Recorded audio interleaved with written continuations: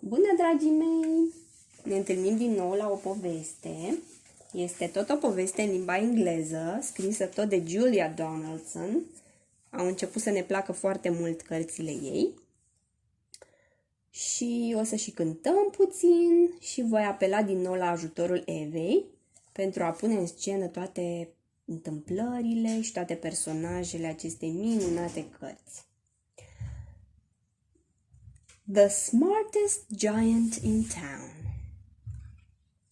George was a giant, the scruffiest giant in town.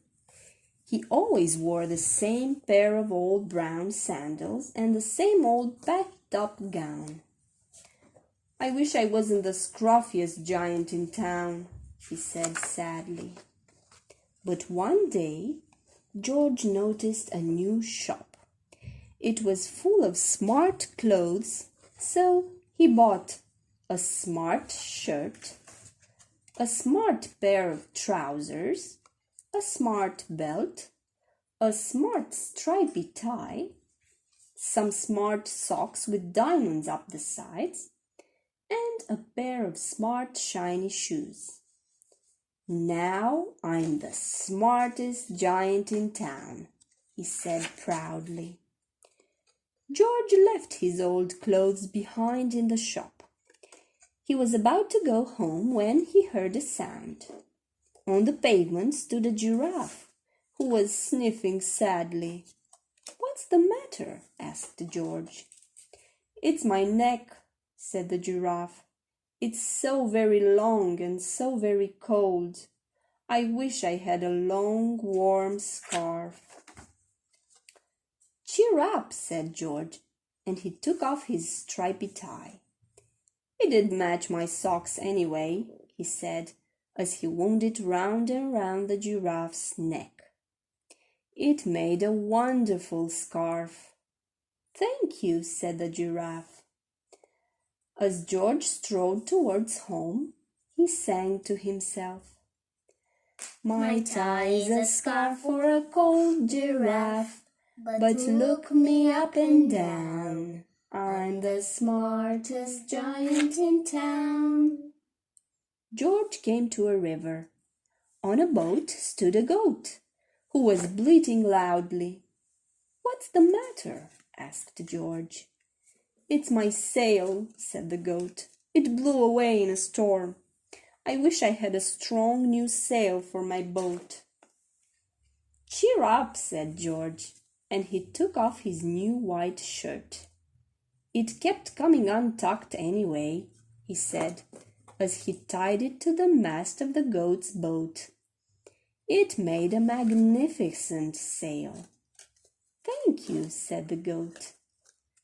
George strode on, singing to himself, "My tie's a scarf for a cold giraffe, my shirt's on a boat as a sail for a goat. But look me up and down, I'm the smartest giant in town." George came to a tiny ruined house. Beside the house stood a white mouse with lots of baby mice. They were all squeaking. "What's the matter?" asked George. "It's our house," squeaked the mother mouse. "It burned down, and now we have nowhere to live. I wish we had a nice new house." "Cheer up," said George, and he took off one of his shiny shoes. "It was giving me blisters anyway," he said, as the mouse and her babies scrambled inside. The shoe made a perfect home for them. "Thank you," they squeaked. George had to hop along the road now, but he didn't mind. As he hopped, he sang to himself, "My tie's a scarf for a cold giraffe, my shirt's on a boat as a sail for a goat. My shoe is a house for a little white mouse, but look me up and down, I'm the smartest giant in town." George came to a campsite. Beside a tent stood a fox, who was crying. "What's the matter?" asked George. "It's my sleeping bag," said the fox. "I dropped it in a puddle. I wish I had a warm, dry sleeping bag." "Cheer up," said George, and he took off one of his socks with diamonds up the sides. "It was tickling my toes anyway," he said, as the fox snuggled into it. It made a very fine sleeping bag. "Thank you," said the fox. George hopped on, singing to himself. "My tie's a scarf for a cold giraffe. My shirt's on a boat as a sail for a goat. My shoe is a house for a little white mouse. One of my socks is a bed for a fox. But look me up and down. I'm the smartest giant in town." George came to a big squelchy bog. Beside the bog stood a dog, who was howling. "What's the matter?" asked George. "It's my bog," said the dog. "I need to get across, but I keep getting stuck in the mud. I wish there was a safe, dry path." "Cheer up," said George, and he took off his smart new belt. "It was squashing my tummy anyway," he said, as he laid it down over the bog. It made an excellent path. "Thank you," said the dog. The wind started to blow, but George didn't mind. He hopped on, singing to himself. "My tie is a scarf for a cold giraffe.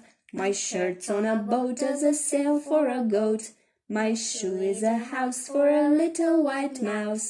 One of my socks is a bed for a fox. My belt helped a dog who was crossing a bog. But my trousers are falling down. I'm the coldest giant in town." Suddenly, George felt sad and shivery, and not at all smart. He stood on one foot and thought, "I'll have to go back to the shop and buy some more clothes," he decided. He turned around and hopped all the way back to the shop.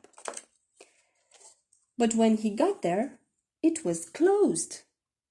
"Oh no!" cried George. He sank down onto the doorstep and a tear ran down his nose.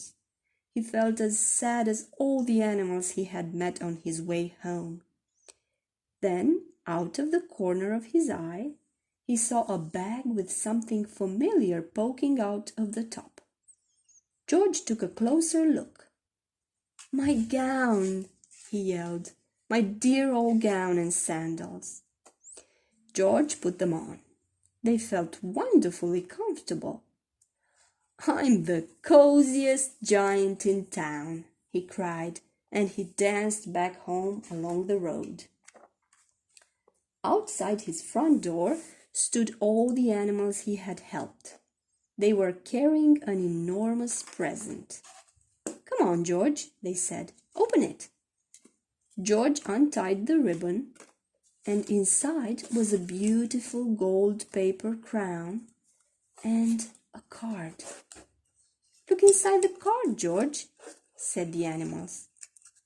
George put the crown on his head and opened the card.